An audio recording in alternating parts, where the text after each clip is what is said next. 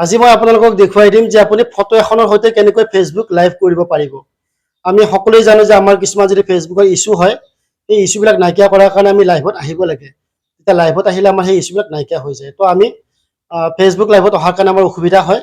তো আজি আপোনালোকক মই দেখুৱাই দিম যে ফটো এখন আঁৰি থৈ আপোনালোকে লাইভ কৰিব পাৰিব।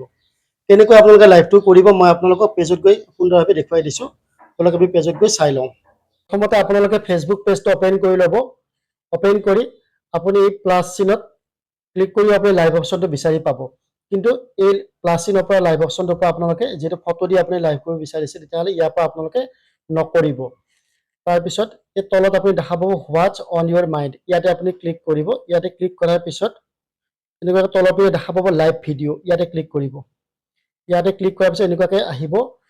তাতে আপুনি এই ষ্টিকাৰ অপশ্যনত আহি নিজৰ যিকোনো এখন ফটো চুজ কৰিব। এই ফটো অপশ্যনত যাব, ইয়াতে ফটো এখন শ্ব' কৰি মানে চিলেক্ট কৰিব। মই এইখন ফটো লৈছোঁ। এইটো আপুনি প্লাছ মাইনাছ কৰি কিনে ফটোটো ইয়াতে বক্সৰ ভিতৰত এডজাষ্ট কৰি ল'ব। এডজাষ্ট কৰাৰ পিছত আপুনি ছেভ কৰি দিব। চ' নাও আপুনি আৰু মোক বহুতে সুধি আছিলে লাইভ কেনেকৈ কৰিম বা কি কি কৰিব লাগিব, সেইখিনি মই আপোনালোকক মই দেখুৱাই দিম বাৰু। তাৰ আগতে কৈছোঁ, যেতিয়া আপুনি ফটোখন দিব, যেতিয়া আপুনি লাইভত গ' লাইভ বুলি ক'লে লাইভত আপুনি যাব পাৰিব। লাইভত অহাৰ পিছত আপুনি যেতিয়া কমেণ্টবিলাক আহিব, তেতিয়া আপুনি কমেণ্টবিলাকৰ ভালদৰে ৰিপ্লাই কৰি থাকিব পাৰিব। তেতিয়া আপোনাৰ মানে বিশেষ এটা অসুবিধা নহ'ব। আৰু এইটো বস্তু ফেচবুকে কিন্তু এলাউ কৰে, এনেকুৱাকৈ আপোনালোকে লাইভ কৰিব পাৰিব।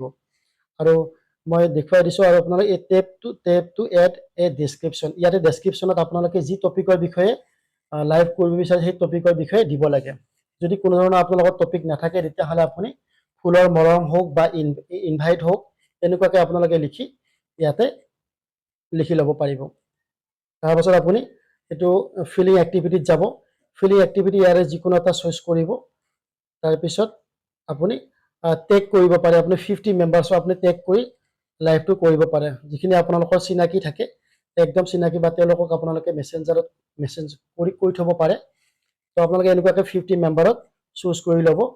আৰু তেওঁলোকক যেতিয়া আপুনি চুজ কৰি ইনভাইট কৰিব, তেওঁলোকৰ তালৈকে নটিফিকেশ্যনটো গুচি যাব। তাৰপিছত আপুনি ডান কৰি দিব। এইটো আপুনি যিহেতু মই এতিয়া লাইভটো নাহোঁ, মই বেক হৈ গুচি আহিছোঁ। এইখিনিয়ে কৰিব।